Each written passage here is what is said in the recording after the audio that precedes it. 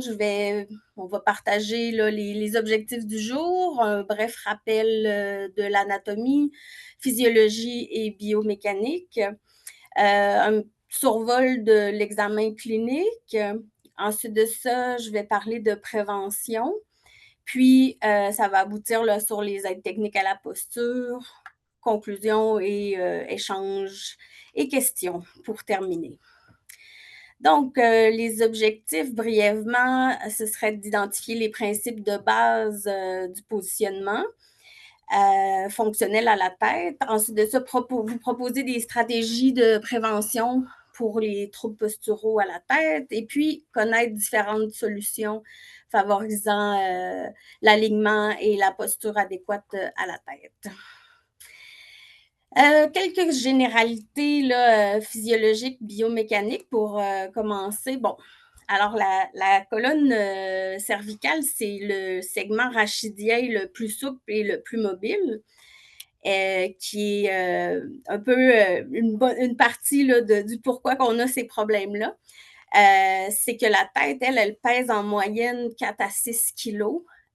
Donc, même si c'est, disons, ce 5 kg-là peut paraître minime là, par rapport au reste du poids du corps, ça reste qu'il exerce une contrainte importante là, au niveau du rachis cervical, surtout quand la tête va être penchée, parce que lorsqu'on incline la tête, dans le fond, ça décuple la charge sur le cou.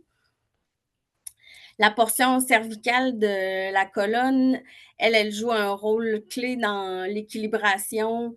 Puis, c'est grâce aux muscles sous-occipitaux qui sont riches en récepteurs proprioceptifs que ça assure le positionnement précis de la tête et du regard. Ensuite de ça, en position verticale statique, bien, la stabilité de la tête, elle repose habituellement sur une faible action là, des muscles sous-occipitaux. Par contre, quand on est dans une situation plus contraignante, comme par exemple la conduite de la voiture, où on a besoin de regarder un peu plus là, au niveau de l'horizon, ou encore, on pourrait penser aussi à un travail prolongé à l'ordinateur alors que l'écran n'est pas à la bonne hauteur. Bien là, les muscles, ils doivent être sollicités là, pour maintenir l'équilibre de la tête. Il existe différentes classifications là, pour les groupes de muscles, même de sous-classifications, on pourrait parler. Mais moi, je les ai classés comme ça, là, antérieurs, latéraux, postérieurs superficiels et postérieurs profonds. Donc, mon but aujourd'hui, c'est pas vraiment de revoir en détail tout ça, mais c'est plus là, pour étant donné que la musculature joue vraiment un rôle important, ben c'est ça, pour avoir un petit visuel là, pour tout le monde. Donc, l'équilibre postural à la tête, c'est assuré par ces différents groupes musculaires. Et puis, il y en a dans ces muscles-là, dans le fond, un des principes qu'il faut retenir, c'est que il y a des muscles comme les scalènes, les trapèzes, qui vont jouer en quelque sorte un rôle d'aubant. Si on pense notamment là, à un mât qui est maintenu par des câbles, donc qui va appliquer des forces dans les différentes directions pour garder le mât bien droit. Ça ressemble un peu à ça là, au niveau du positionnement à la tête. Il y a d'autres muscles aussi qui sont situés plutôt là, en avant ou en arrière des vertèbres même. Puis eux, ils assurent plus, dans le fond, le maintien intervertébral, comme qui vont notamment la petite lordose là, qu'on voit au niveau du cou. Grosso modo, c'est ça. C'est une lutte constante là, entre les forces contraires. On parle de la pesanteur qui va jouer sur la tête, puis qui tend, dans le fond, qui va essayer de la faire tomber de son axe de gravité. puis l'action musculaire d'un autre côté qui va compenser ces contraintes-là et qui va solliciter là, fortement les muscles postérieurs profonds. Quand on a un dysfonctionnement de ces muscles-là, on peut comprendre que les tensions sont inégales ou déséquilibrées.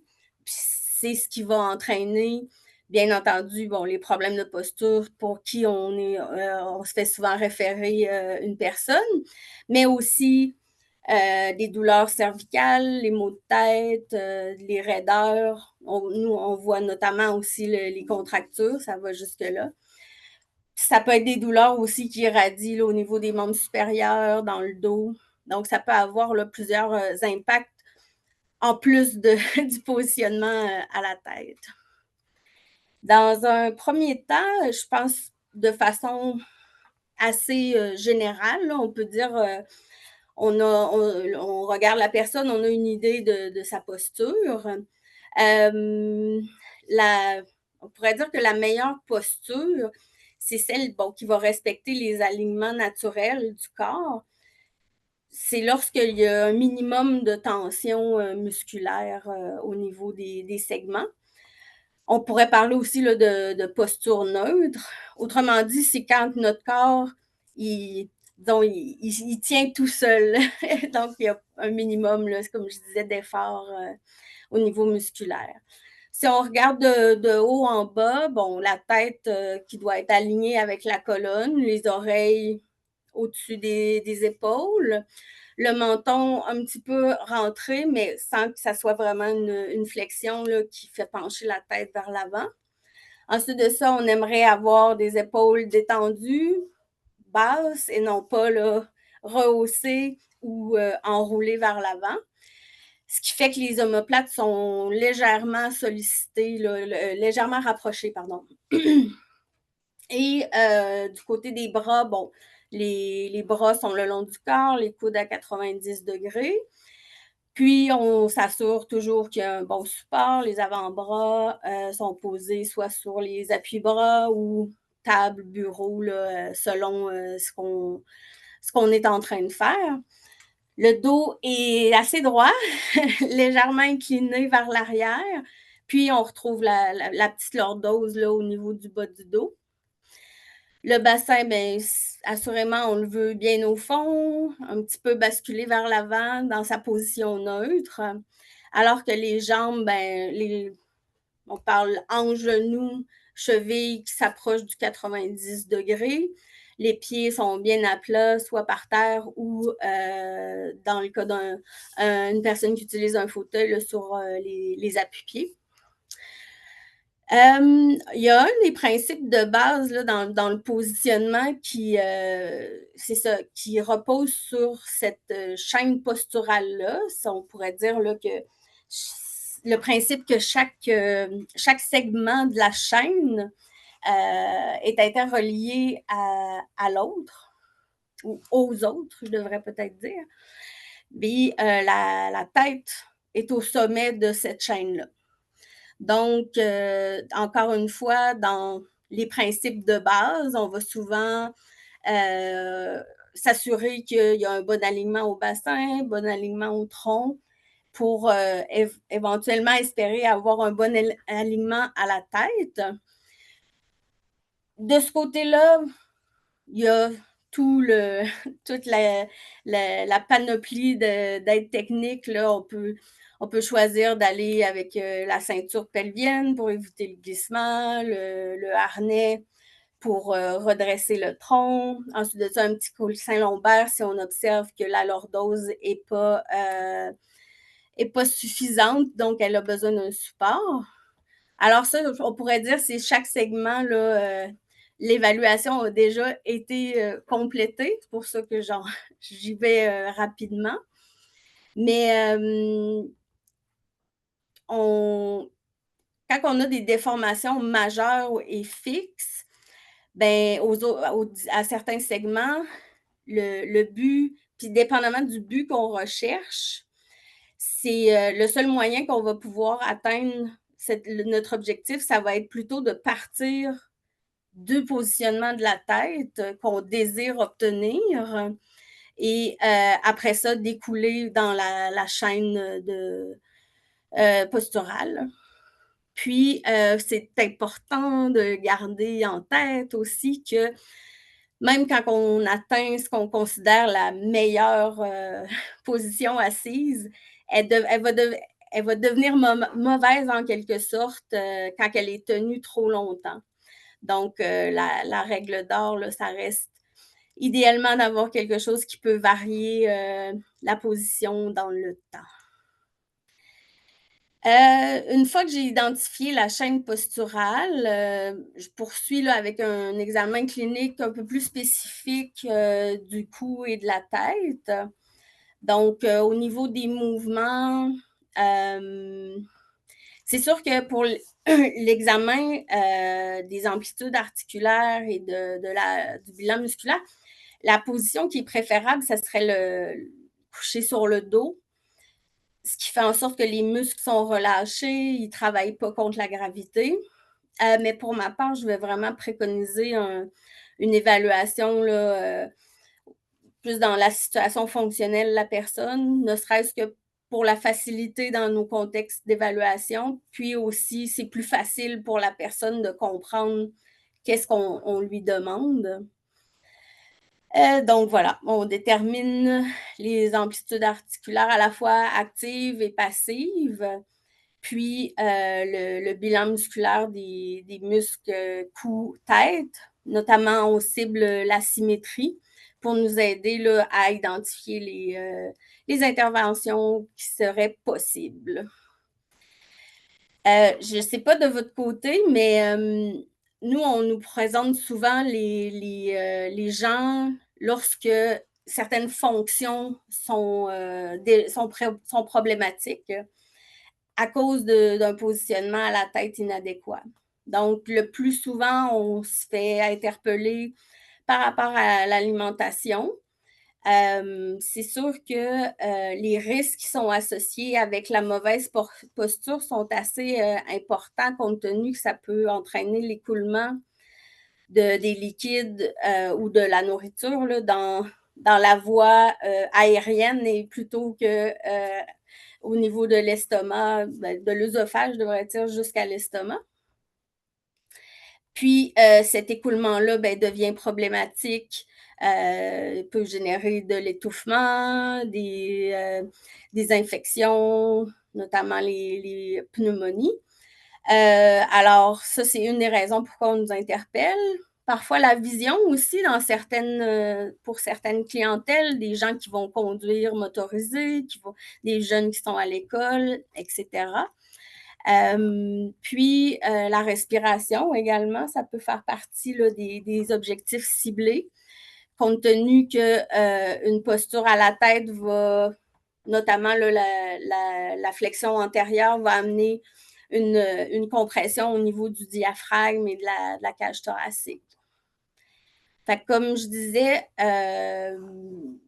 on nous présente ces clients-là souvent quand la problématique est déjà installée et assez sévère pour générer un problème au niveau des fonctions. Exemple, le personnel qui aide à l'alimentation doit vraiment pousser sur le front de la personne pour procéder à l'alimentation. Moi, je dirais que une grosse partie du problème, c'est ça. C'est c'est dans le fond d'arriver dans la situation alors que le problème est déjà vraiment bien installé et qu'il n'y a plus tellement de flexibilité là, pour intervenir. Donc, moi, j'ai décidé d'avoir une approche préventive par rapport à ces troubles-là. Puis, je vous dirais que l'effet a été quand même assez positif là, au niveau des résultats.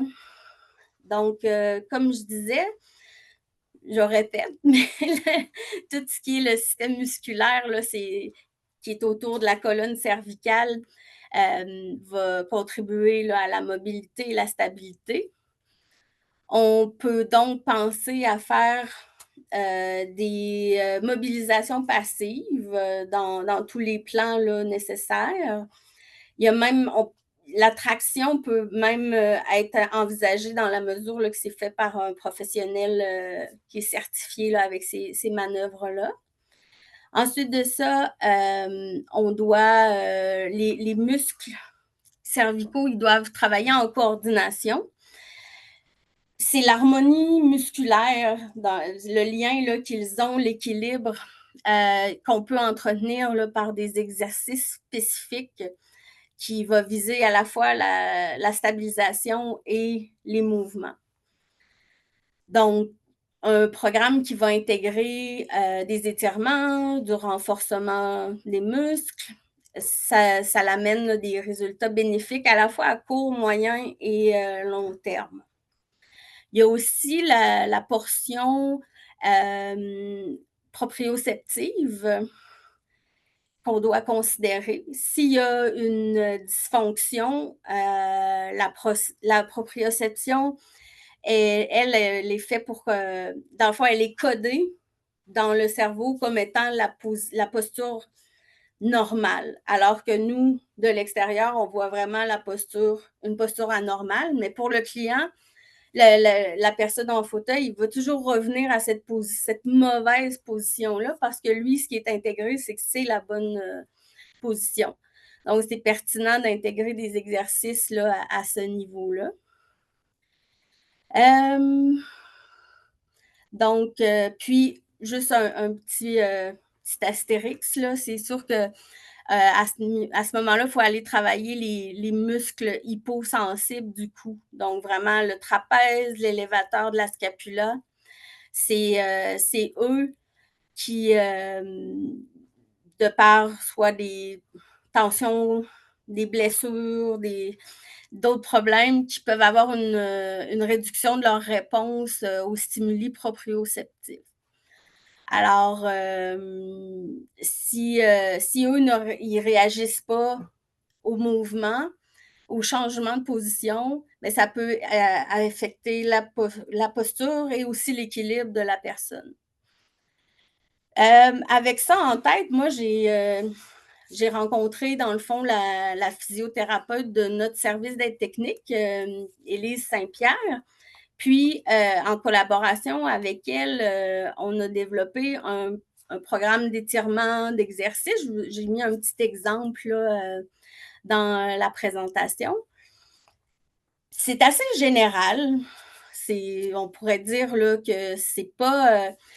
si on veut travailler spécifiquement avec un client, ça va être vraiment les résultats de notre bilan musculaire et l'évaluation des amplitudes articulaires qui va nous guider vers quel muscle on veut travailler. Par contre, moi, de façon générale, je distribue le plan d'exercice à mes partenaires pour avoir une portée un petit peu plus générale. Il y a certains de mes partenaires, justement, là, qui ont travaillé avec le service des loisirs de leur établissement pour que ça soit intégré soit par des activités amusantes ou vraiment, ils font des petites séances d'étirement pour que tout le monde en bénéficie en quelque sorte. Il y a aussi parfois, bon, si la personne est alerte, elle peut en faire elle-même. Si on a un membre de la famille ou un bénévole qui est assez impliqué auprès de la personne, elle peut participer à ça aussi. Donc, j'ai même reçu un feedback de la fille d'une cliente que non seulement elle voyait une amélioration au niveau de la musculature, mais elle trouvait que sa mère était plus alerte depuis qu'ils avaient commencé les exercices ensemble. Alors, j'avais trouvé que c'était un beau plus également là, à tout ça. Puis, ben, en tant qu'ergo, ben, on n'oublie pas l'aménagement de l'environnement, en particulier quand c'est des activités répétitives. Ce qui va jouer un rôle là, pour la prévention des douleurs et des troubles posturaux au cou. Donc, c'est ça, la posture de la tête, c'est très sensible à l'environnement dans lequel on va faire notre activité. Si l'aménagement est approprié, ça peut prévenir les déséquilibres posturaux. Donc, la tête penchée vers l'avant, la tête tournée. On pense notamment euh, regarder la télé. Donc, est-ce que la télé est bien positionnée? Ensuite de ça, bon, même l'alimentation, est-ce que les repas sont bien positionnés? Ça peut être vraiment des choses qu'on doit considérer là, comme étant faisant partie de l'intervention là, pour la posture. Et puis, finalement, ben, compte tenu, c'est ça qu'on ne peut pas dissocier les mouvements de la tête puis les mouvements oculomoteurs. Tout ce qui est position, distance avec nos interlocuteurs. Si on parle toujours à une personne qui est en position assise, elle est vraiment portée à aller en extension. Donc, c'est toutes des choses à considérer là, au niveau du milieu de vie. Ensuite de ça, de façon générale, ben, comment je regarde une situation, moi, c'est au niveau de la fatigue des muscles, notamment les muscles postérieurs. Il y a souvent une fatigue qui va s'installer là, quand on fait des inclinaisons rapides, pas rapides, fréquentes, je devrais dire. Puis, on va, même vous et moi, on va aller chercher un support externe. On voit notre fameux penseur hein, qui s'appuie, que ce soit au niveau mandibulaire, donc latéral. Je peux aller aussi au niveau frontal. Donc, on le fait dans notre naturel, dans notre quotidien à nous. C'est aussi simple que ça peut paraître, là, c'est ces réflexes-là, moi, c'est ces positions-là que je vais essayer de reproduire dans mon positionnement. Donc, là, c'est ça. Globalement, l'inclinaison antérieure, bon, qui est plutôt au niveau du menton, le support au niveau du menton, le côté au niveau temporal, etc. Moi, la première porte que j'ouvre dans la question du positionnement à la tête, quand on me parle, on approche une problématique, c'est vraiment l'utilisation d'un collet cervical. De façon globale, les collets cervicaux, bon, ils vont aider à dégager le champ visuel. Puis, souvent, c'est une façon plus facile au niveau de l'installation, les ajustements. Alors, je pense que c'est à garder en compte selon le milieu de vie de notre personne. Il y en a qui, on pourrait dire, qui ont un caractère plus préventif, alors qu'il y en a d'autres qui vont être vraiment, on veut vraiment corriger la posture avec le collet. Ensuite de ça, il y en a qui sont très accessibles, comme on voit là, à gauche la Minerve souple. Là. Moi, on se trouve ça en pharmacie. Puis ça peut servir simplement de rappel à la personne. Ensuite de ça, ce qui est intéressant, c'est que les muscles sont encore utilisés. C'est pas un support complet, comme je disais, c'est vraiment un petit rappel. C'est sûr que pour pouvoir utiliser ces collets-là, c'est en tout début. Hein. Faut vraiment faire un dépistage hâtif là, d'un éventuel problème à la tête. Mais je garde aussi en tête, puis je sensibilise là, les gens dans l'environnement de la personne à trouver des solutions simples, immédiates. Puis dès que c'est le fait d'inclure ça rapidement dans le quotidien de la personne, ça devient moins contraignant à la longue si on arrive avec quelque chose d'extrême. OK, let's go, on y va avec un collet Miami. C'est assez majeur. Là. La personne n'apprécie pas particulièrement là, ce point de départ-là. Puis ensuite de ça, ben, ensuite de ça, on passe au niveau des appuis-têtes. Donc, même chose, les appuis-têtes, ils ont à la fois ils peuvent avoir la caractéristique d'être plutôt préventifs, notamment là, quand on est en bascule, on a un repos, on est au repos, on va regarder plus un support postérieur moins encombrant, moins invasif. Puis, ensuite de ça, il y a à la fois, on pourrait dire, quelque chose de plus simple ou plus complexe. Là. Dans toutes les situations, dans tous les supports, on va parler du plus simple au plus complexe. Puis, ça va aider aussi là, à l'introduction de l'aide technique à la personne. Le désavantage, je dirais, des supports postérieurs, c'est plus difficile d'aller accommoder quelqu'un, notamment qui aurait une kyphose vraiment importante. Alors voilà. Support latéral, bon, ça prévient la flexion latérale. On peut parler que ce soit de prolongement uni ou bilatéral.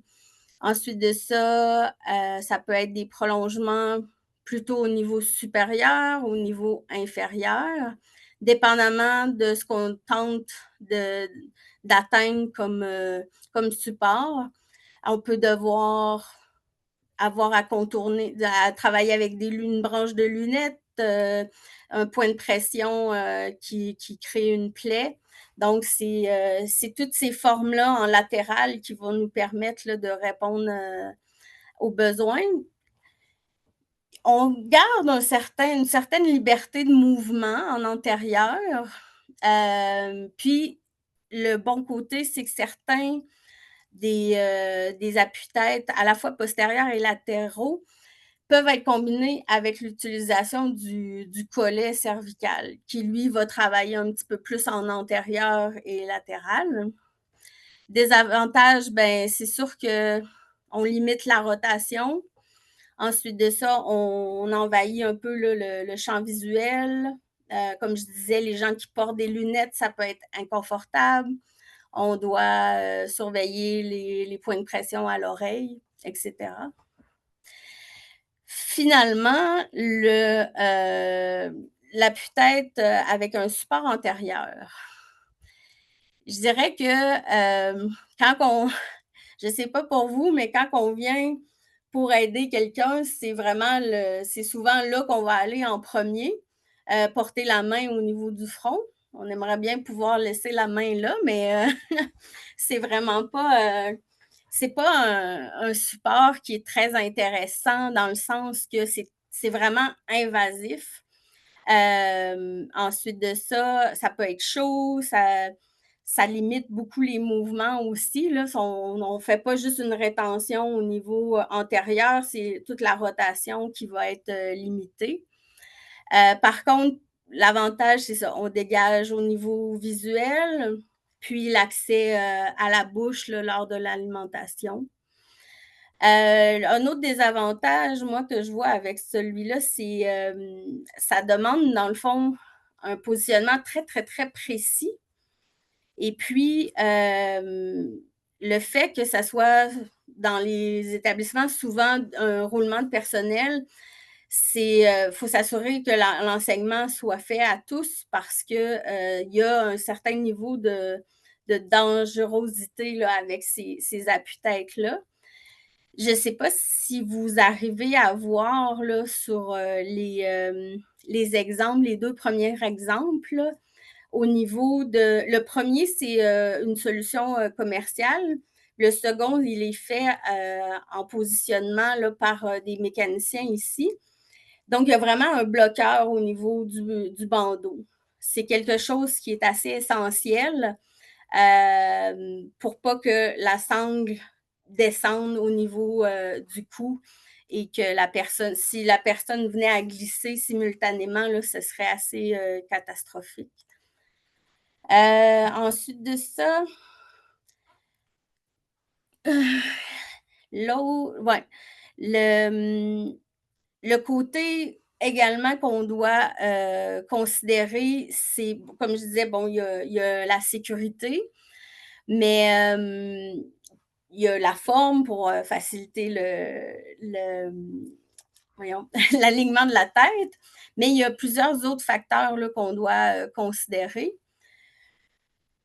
Que ce soit par l'utilisation d'un collet ou d'un appui-tête spécialisé, c'est sûr que l'intervention est toujours facilitée quand la personne comprend qu'est-ce qu'on veut faire.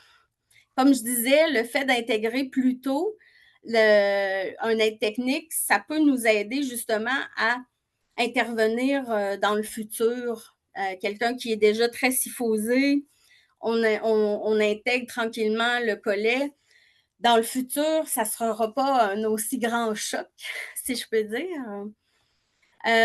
Ensuite de ça, on comprend, là, comme je disais, que de mettre quelque chose en place d'assez invasif, comme on voyait sur l'image là, avec l'appui-tête qui est fabriqué ici là, à Constance Lethbridge, ça fait que c'est plus facile pour la personne de comprendre pourquoi on l'intègre, exemple, pour la conduite de son motorisé. Si, comme je disais, il faut faire preuve de prudence, mais est-ce que j'ai pris un petit peu de vent dans mon speech? Il faut faire preuve de prudence avec ces aides techniques-là. Il faut surveiller bon, l'intégrité de la peau. On a assurément des points de pression, que ce soit au niveau mandibulaire. Ça peut générer de l'irritation aussi. Le bandeau peut être très chaud. Même chose avec un appui là, en latéral. Donc, c'est à ajouter dans notre intervention. Puis, comme je disais, ben, il faut vraiment considérer la question de l'installation, le fait que ça soit des gens, le roulement là, de personnel dans les établissements. Faut penser à un concept mécanique, soit pour escamoter le tout simplement, que les ajustements restent les mêmes, mais que l'appui-tête soit dégagé pour qu'on puisse faire le transfert ou autres soins là, qu'on a besoin de faire, puis minimiser les désajustements. C'est sûr que dans un monde idéal, les aides techniques à la tête, ils devraient être réajustés après chaque transfert, étant donné que le positionnement n'est pas constant. Par contre, là aussi, il faut trouver un équilibre dans le sens de qui dit ajustement dit désajustement, évidemment. Alors, si on décide de mettre un ajustement très facile, c'est pas rare que tout le monde va y toucher, va faire un petit peu à sa façon. Donc, c'est de vraiment trouver dans ce qu'on intègre, qu'est-ce qu'on veut qui puisse rester amovible ou ajustable, puis qu'est-ce qu'on a besoin qui reste fixe pour assurer là, un support adéquat et sécuritaire. Finalement,